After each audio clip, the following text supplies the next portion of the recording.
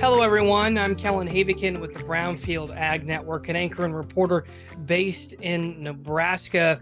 We're talking Weed Resistance Awareness Month here on Brownfield, and we've partnered with BASF to help farmers understand HPPD herbicide resistance and offer solutions to help herbicide-resistant weeds from becoming a greater problem. And joining me is Vincent, a technical market manager with BASF. Liam, it's good to talk with you again. Yeah, absolutely. Thanks for having me on. Well, I know the last time we were together, we talked a lot about HPPD resistance. Let's just give us an overview of what we kind of talked about and some of the important pieces to remember when we think of HPPD resistance. Yeah, absolutely. So I think it's just important to note how many products in the corn herbicide market are HPPD based.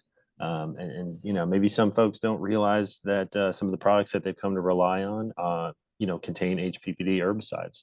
And really it includes pre-emergence products and post-emergence products. So, kind of as a watch out, consult with your decision makers on your farm. Start looking at options with a fresh eye and consider, what products are going out there, what weeds are they actually controlling? And do are HPPDs the best option?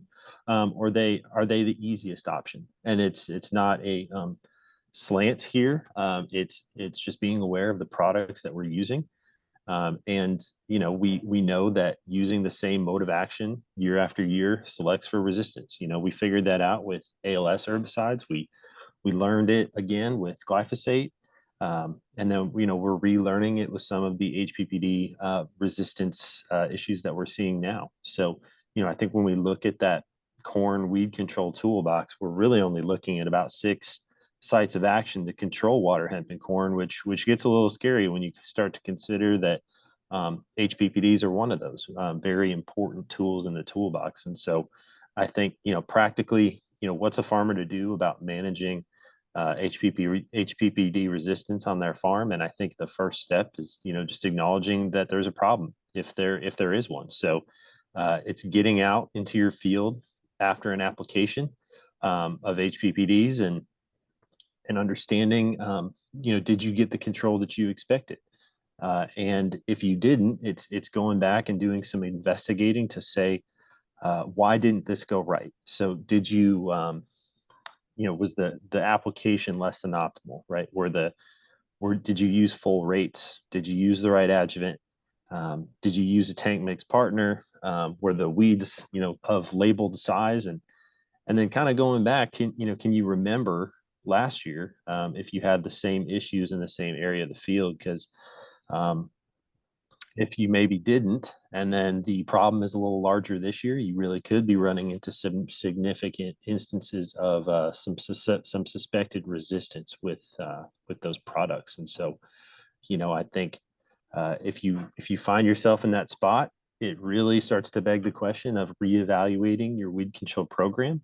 And I think, one of those options could be verdict herbicide, which combines dimethenamide or Outlook plus saflufenicil or Sharpen into one product that gives you really fast and a complete burn down. It's also a non-HPPD herbicide option.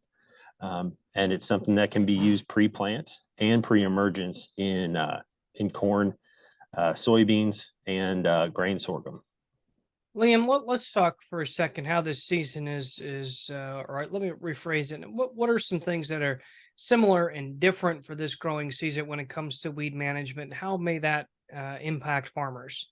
Yeah, I think you start looking at this season, and unfortunately, it goes back to next season or to last season as well. And that commonality is just drought, right? The limited rainfall that we've been seeing across the Midwest, and really we've been seeing that, from kind of a common trend of having somewhat of a wetter spring, and then it letting up finally to get the crop in, and we slam it in, and then we wait on rains, and some of the time they come, and sometimes if they come, uh, they're small. And thankfully we've been blessed to have some timely rains in a lot of areas, but unfortunately, there's folks that are turning up corn and or turning it into silage because they know it's not going to make what they need it to. And So, this drought early with small and sporadic rains basically meant, a lot of fields didn't that put on a pre-emergence herbicide maybe didn't get the full power of those pre-emergence products unleashed on weeds,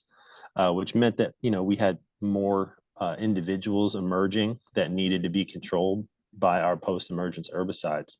And so just, more pressure on those post products to get the job done.